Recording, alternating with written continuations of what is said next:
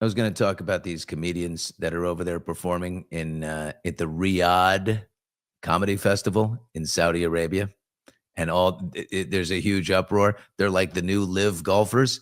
If the live golfers can survive, getting a giant payday by the Saudis, I think the comedians probably can. You know, eh, all the big ones are over there taking huge checks. Kevin Hart, Chris Tucker, Pete Davidson, Bill Burr, Dave Chappelle, Louis C.K., Russell Peters, Aziz Ansari. They're all getting massive checks, some in the deep hundreds of thousands and some in the millions. Dave Chappelle is probably getting $5 million to do one set.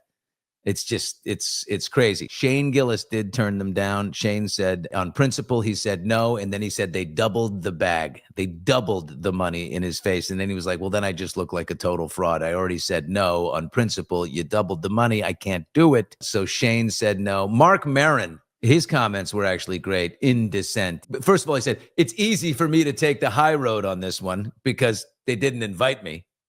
Okay. Good of him to honor that. He says, well, Mark Maron says, how do you promote that? From the folks that brought you 9/11, 2 weeks of laughter in the desert, don't miss it. I mean, that is a great line.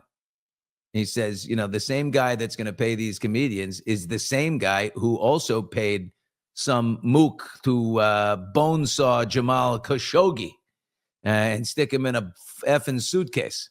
David Cross, who I guess used to be on Arrested Development, the comedian, he said he was disgusted, deeply, deeply disappointed in this whole gross thing. Human Rights Watch, these the human rights violations in Saudi Arabia from these people, and currently the journalists and activists who are detained, and people are pissed. People are pissed.